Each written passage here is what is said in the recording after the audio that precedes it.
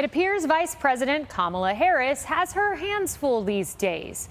Not with crises like the border or inflation or high prices. Instead, she's focusing on gender strategy, because that's exactly what we need.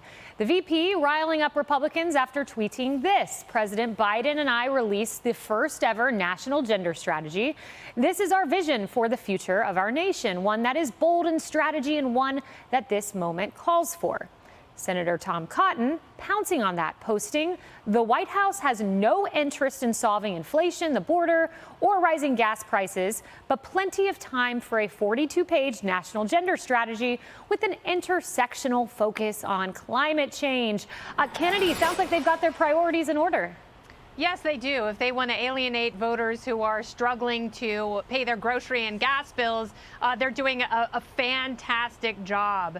And I understand that, yes, there's room for this kind of outreach in their party, but you definitely have to prioritize what you're tackling first, rolling up your sleeves, getting a little dirty, and making sure that the economy is functioning so people aren't hurting, especially as we come up toward the holidays. So this may be great for a certain section of the party. They may voraciously just consume all of this. However, inflation, supply chain crisis, foreign policy is a disaster. We've already touched on immigration. She needs to look like a more serious person, and she can talk about her transgender agenda, all while taking care of the country at the same time. Certainly, and that's what the Trump White House did. We were all about bringing women into the workforce, into STEM, but also focusing on issues that cross gender lines like inflation and whatnot, what they're dealing with now. The White House, though, releasing this statement: President Biden and Vice President Harris believe that advancing gender equity and equality is fundamental to every individual's economic security, safety, health, and ability to exercise their most basic rights. It is also essential to economic growth and development, democracy and political stability, and the security of nations across the globe. How are the great humanitarians doing on that one, Emily? Meanwhile, the media across the entire globe covered extensively how Afghans are selling their young daughters into forced labor and sex slavery because they are starving. Where was Kamala then? Where was she when we watched Afghan women being whipped with hoses in the streets while peacefully protesting against the Taliban takeover? Where was she when we watched young female toddlers being dropped by human smugglers over the wall at the southern border? Look, actions speak louder than words, and her actions scream that she does not care about women and girls and their suffering. It's an excellent point. And where is she, Harris, on the nearly 500 tasks she's been given by Biden? Voting rights, getting people vaccinated. Where's she on that? Staying politically protective and protected. Yeah. Right? We've talked about having aspirations maybe of a higher office than the vice presidency at this point. We don't have anything confirmed. You look at actions. And what do you do if you want to stay politically clean? You step back. And the only person that I know of right now who at that level in the White House has lower approval ratings than the president is Kamala Harris. So I guess you would want to stay clean, right? You got to hang on to at least what you got. My question is that 42 pages you said it is, right, on diversity and attacking issues, LGBT and all those things, and problems and so on and so forth. What happens if they don't work? What happens if that becomes another job that doesn't get done?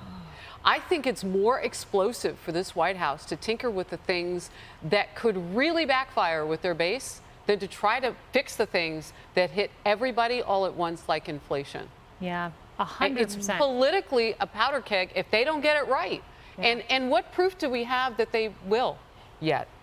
Have they shown us? Do they have a track record? No, the only thing that's been proven to us is that Kamala Harris is on a PR campaign. I think that's her only focus, Chris Bedford, because LA Times did an analysis of where she's been in her events over this year. And here's what they found: that 1/5 of her events in September, October were with Biden. Compare that to 3/4 in January and February. She was everywhere with him, in the Roosevelt Room, talking to foreign leaders, at the Pentagon with him. She was attached to his side.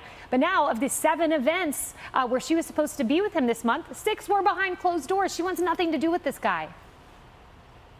Yeah, she's facing two different issues. One, the team seems suspicious of each other. The White House is suspicious of the vice president, or the executive is, and vice versa, back and forth. Also, neither of them really add much to the other, with both of them sinking so much in the polls. Kamala Harris doesn't want to be seen that much, probably, with Joe Biden and vice versa. And you can tell just how unpopular Vice President Harris is by the fact that during this recall election that they were so worried about in California, the senator from California didn't even really show up more than once or twice because she wasn't actually someone who could help these numbers. She's not pushing anything in the right direction. And it's not surprising that she'd be pushing this diversity stuff now, this LGBT stuff right now. She's got nothing else she can focus on. When she went down to Central America to deal with the root problems of immigration, she tried to accuse these states that suffered under narco-terrorism of having a problem with LGBT and anti-black discrimination. It's completely removed from reality, and so is she.